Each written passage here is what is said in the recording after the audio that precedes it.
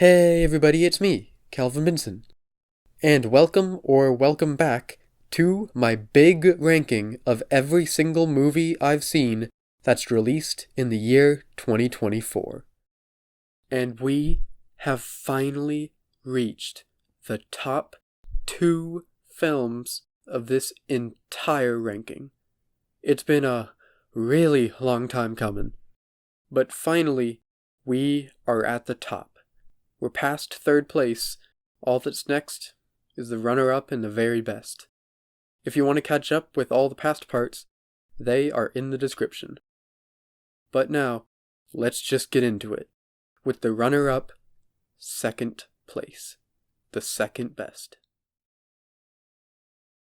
And now, we've arrived at 2nd place, the runner-up for the best movie of the year. The silver medal, the 2nd best film of the year. What movie has earned being this high up? For the number 2 place, I have picked In a Violent Nature.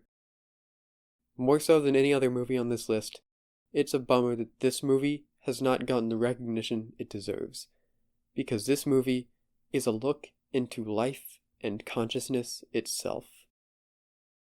What can I say?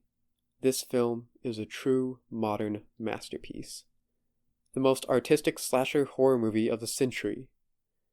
Because it focuses solely on showing the complexity of the killer, unlike any other horror movie. It takes elements of typical slashers such as Friday the 13th, with the undead Jason and all, and transforms them and elevates them to a whole new level, going beyond any other horror movie I've ever seen, and humanizing a killer and putting you in their shoes more than any other film has. Every scene has a purpose, and could be read in so many ways. They each tell a part of this story. I've seen a lot of people say this is a slow burn, or even just a boring mess, but I don't think this is a slow burn. In fact, I feel this movie has excellent pacing. There are many scenes where it's dead silence, and we just follow Johnny, the undead killer, as he journeys through the woods. But it is not boring. In fact, they do a fantastic job with those quiet scenes, because every scene can be read into. Especially with how the film's pacing represents the inner mind of Johnny. Things like the cinematography and the long scenes really put you in his shoes. The film emphasizes the simplicity of Johnny's mind and his animalistic drive, visualizing it by having so many quiet scenes that just speak to the simpleness of his thinking. And even the aspect ratio of 4:3 can speak to the singular, closed-in consciousness of the killer. The movie is made in a way that makes it feel almost dreamlike, which might be how Johnny is feeling. An undead man, neither human nor monster. A being made of the forest, in a different type of consciousness.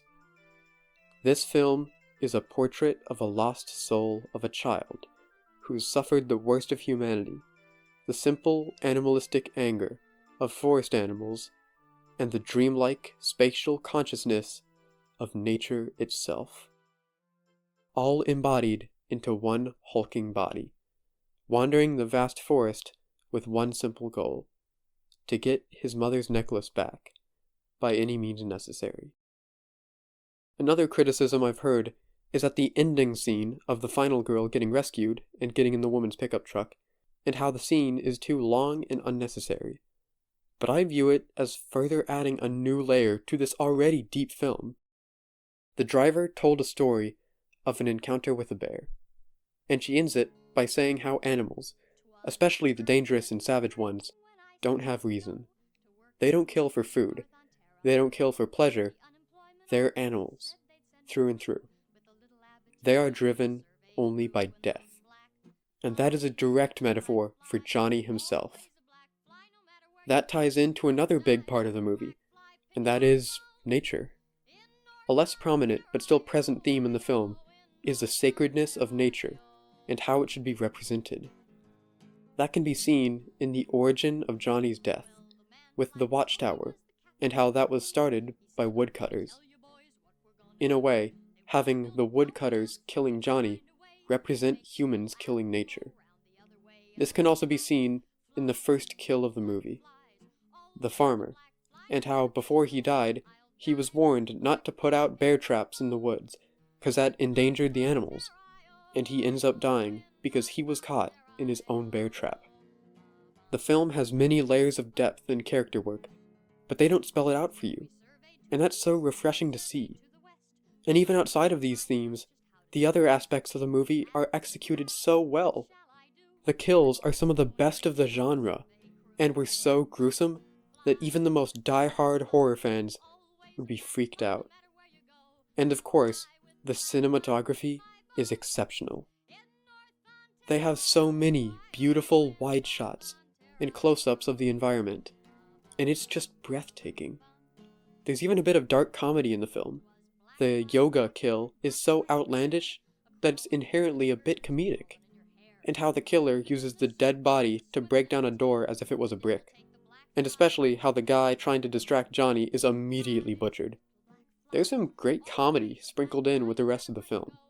Some people go in expecting a slasher, like Friday the 13th, and while there are things in this movie that echo those kinds of slashers, this movie is its own thing that is truly revolutionary. Because it commentates on what it feels like to live at all, what it means to be conscious, to be a part of nature itself. He is the embodiment of what life in nature is like, this low consciousness feeling of wandering the woods, with one goal, echoing that of all the plants next to him. I haven't seen another film that so perfectly can replicate the feeling of living in so many different ways. What it feels like to be in the mind of a soulless killer, a conscienceless plant, an undead monster, a typical teen, a hardened survivor, and a lost child, all in one film. This movie is much more than a slasher. It's an exploration of life, consciousness, and what it feels like to be alive in general. It's a masterpiece. As simple as that. So that is why this film has earned the spot as the second best movie of 2024. But that begs the question, what movie gets first place?